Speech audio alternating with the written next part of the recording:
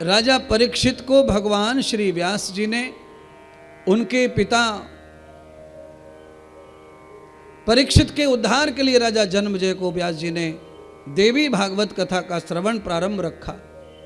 हे प्रपौत्र, वैसे तुम्हारे पिता का कल्याण हो गया है, फिर भी सांप के डसने से तुम्हारे पिता की डेथ है, मृत्यु है। इसीलिए भगवती जगदम्बा का अनुष्ठान करके इस नवरात्रि का शरद ऋतु में पारायण करके महासप्तशती का यज्ञ करके तुम अपने पिता के लिए भगवती को प्रसन्न कर सकते हो। तुम्हारे पिता को वैकुंठ तो मिल गया है, अगर भगवती का धाम प्राप्त हो जाए तो वो परम लोक में चले जाएंगे, फिर उनको दोबारा कभी धरती पर जन्म नहीं लेना पड़ेगा। देखिए, वैकुंठ में जो जाते हैं उनको जन्म लेना पड़ता है, वो पूरी तरह मुक्त नहीं रहते।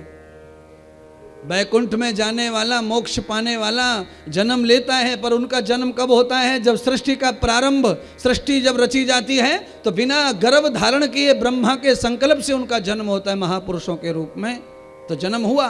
पर भगवती के चरणों में जो चला जाता है उसका सृष्टि के प्रारंभ में भी शरीर उसे लेना नहीं पड़ता, वो हमेशा ही माता के ही चरणों में रहता है, उनके ही दास सेवा बनता है। तो प्रयत्न ये करना चाहिए कि वैकुंठ मिल गया, अब भगवती जगदम्बा का धाम प्राप्त हो जाए। क्यों? आज कोई आए थे दिल्ली से ब्रॉडकास्ट की रिकॉर्डिंग के लिए, उन्होंने सवाल पूछा था कि आप माँ के बारे में क्या कहना चाहते हैं।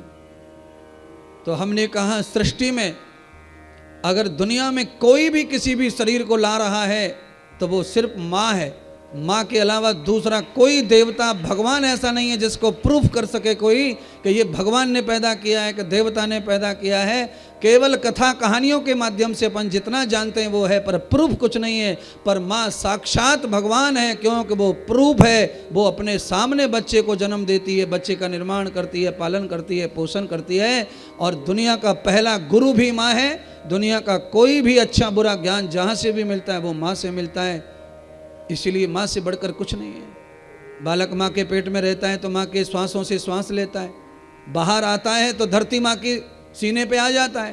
तो यहाँ प्रकृति माता उसे पालन पोषण करती है। इसीलिए माँ का दर्जा मेरी नज़र में सर्वोपरि है। दुनिया के सब देवता एक तरफ और माता एक तरफ। माँ के बाद ही दुनिया आती है, माँ से पहले कोई नहीं मिलता अपने से। माँ के साथ में हम तब से सो रहे हैं जब से दुनिया को पता ही नहीं है कि हम आ गए दुनिया में, तब से माँ लेके घूम रही है अपने साथ, सुलाती, नहलाती, खिलाती, धुलाती, सुरक्षा करती, क्या खाऊं क्या छोड़ूं। गर्भ में बालक आते ही माँ दुनिया भर के नियोजन करती है, तब से माँ फिक्र कर रही है अपनी। इसलिए माँ से बढ़कर दुनिया में हो क्या सकता है। तो आज उसी जगत माता की हम आराधना में लगे थे। स्वामी जी को लेके आओ, शर्मा जी ऊपर मंच पे ले आइए स्वामी जी को, संतों को आ जाइए। सुरेंद्र जी आरती की तरफ बढ़ेंगे। अभी आज का आनंद हमने कथा के माध्यम से, महाभारत की पावन कथा को आपने सुना, भीष्म जी का भी व्रत सुना, भीष्म की प्रतिज्ञा सुनी, सत्यवती नंदन व्यास का अवतार सुना, पांडवों का कौरवों का अवतार सुना, किस तरह से जन्म हुआ उनका सारी कथा सुनी। अंत में राजा जन्मेजय को ये समझ में आ गया कि मेरे कुल का इतिहास क्या है। तो आप सभी आज की कथा से यही है कि सबको अपने अपने कुल का इतिहास मालूम रहना चाहिए।